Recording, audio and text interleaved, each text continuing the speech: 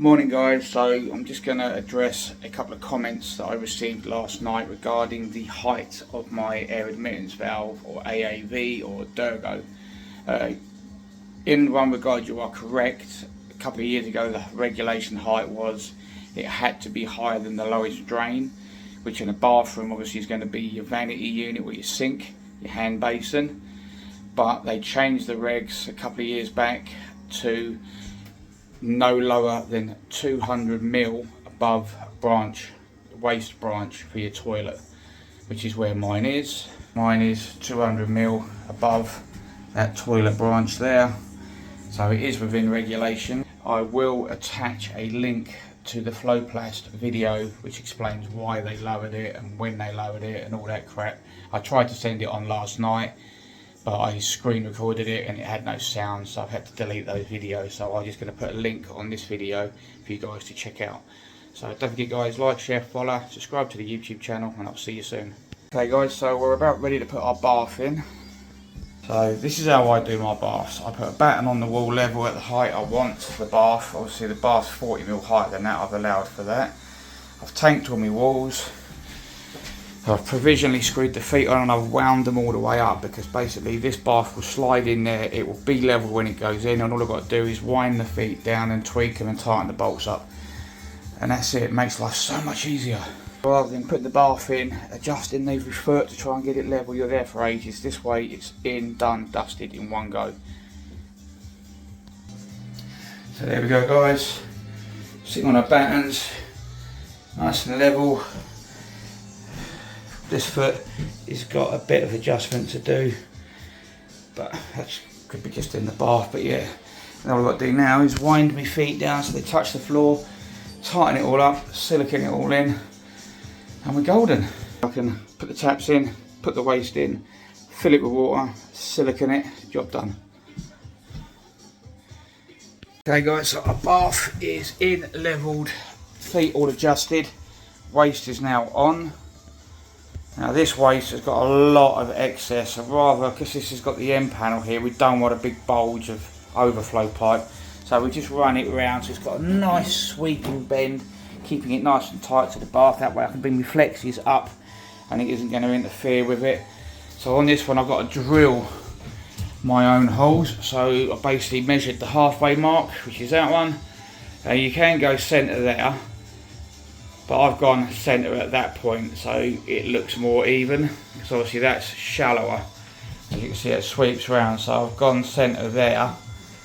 So now I'm just going to drill my holes. So I'm just going to use my Bosch hole cutter. This is quite a tight fit, I might have to give it a little file afterwards, but I want to minimise the size of the hole here, because I do not want a massive hole, because it's just a leak point. So we're going to go tight there, file it so the plug sit in nice, the tap fits in nice and tight, and these are our taps, and then we can fix our flexes up and make any little adjustments that we need to make. Okay guys, so what I've done a very small pilot hole just to make it easier to locate this bit, and all we're going to do is put that in that little pilot hole.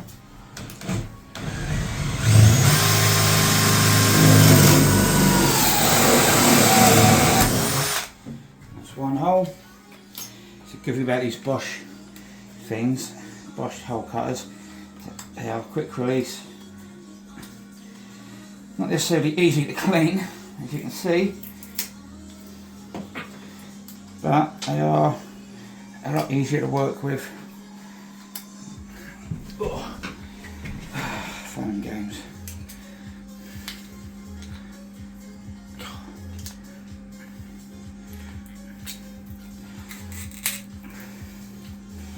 Quite well in there, that is. As unusual. There she goes. Right. So again, pilot hole, make sure it's in.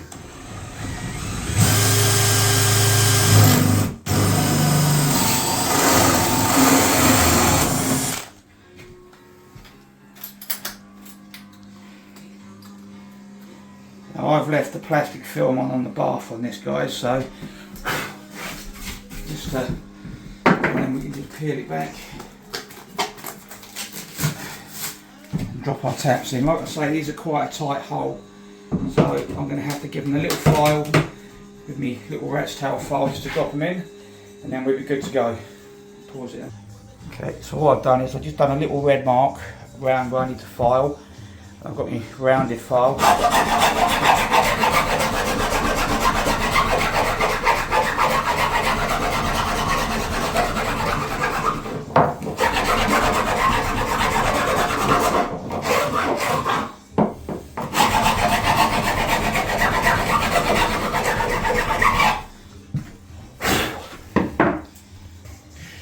And there you go, so can't get the holes much cleaner and tighter than that, guys. All I've got to do now is put them in, do a couple of sweat bends for the hot and cold, and kick our flexes up. I like to use this kit, guys. It's the Narad Tools tap spanner set, which comes with a ratchet and a spanner. So when you got to do taps up like this where it's quite awkward, this just makes it easier to get on it. I mean, there are other spanners out there, but this is brilliant because it's all adjustable. So you can literally pull that down, got a bit of extended height, just locks in wherever you want it to lock in. So I don't need it that high, but I just need to get on these taps up here. Pause it. Get the right size.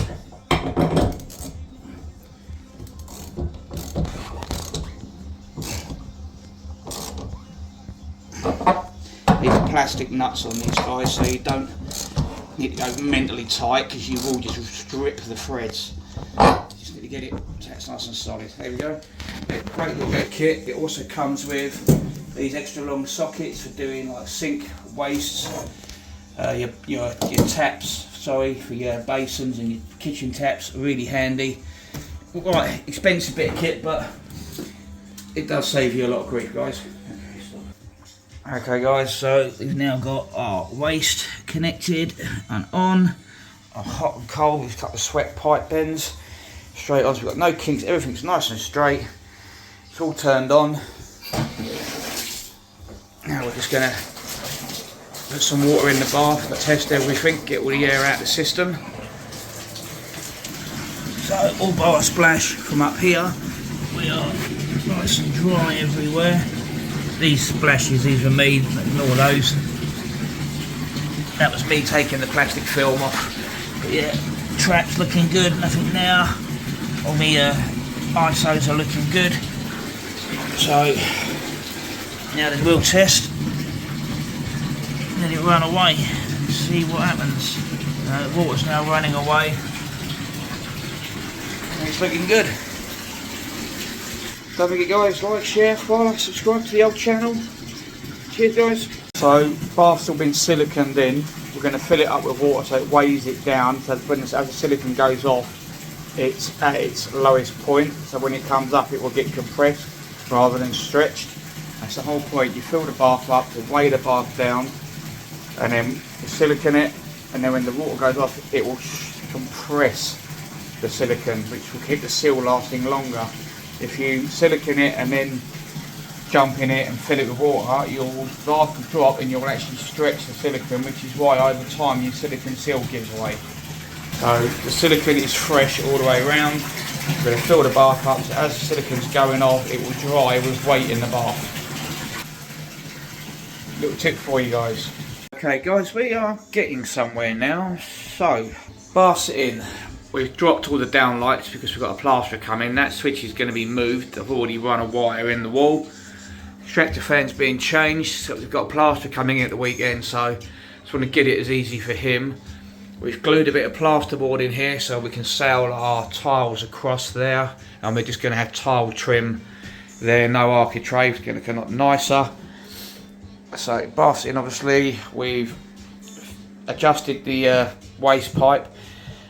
Unfortunately, because there's a joist directly there, we couldn't bring it up dead in line for the centre of the unit. So we've just kicked it over slightly. By the time there's tiles behind that, that'd be tight to the wall. And then we can then put our unit on, cut this as we need to, straight into our bottle trap. And then obviously 2 isolators and then flexis, they'd be fine. That's straightforward. So We've put a shade, not a shaver point, but there's going to be an electric light up round mirror there. So we've put that as low as we can get it so the mirror can come here, so there'll be very little cable on show, and it'll just go into a blank there to sort that out. We've chased out a back box there. It is proud of the wall, but that's because I want the tile to sit flush with it almost. And we've drilled through from the other side, from the socket, downward at a downward angle, so we can thread our new cable through, put a few spur there, which is going to power the electric side of the towel rad, because it's electric and water. So in the summer, they can have the towel rad on, drying their rads without having to have the whole central heating on. Then those pipes are going to come out and go straight into our rad. So we're going to have to set our rad a little bit higher than normal, so that the bottom of the rad is just above that socket, which will be fine. Yeah, we're getting there. We've cut the window sill off the front edge.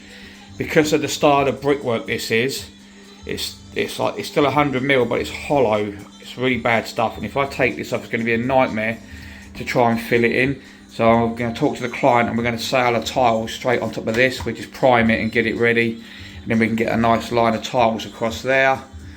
There ain't much more we can do today, to be fair, because I don't have all the tiling stuff. I didn't get home in time yesterday to get to the tile shop to get all my adhesive. So tomorrow there'll be a batten on that wall, a batten on that wall, potentially drop the toilet or just pull it forward, so then we can come tile all of that area, tile that wall, this wall through to here, and then if we can get this wall done as well, brilliant.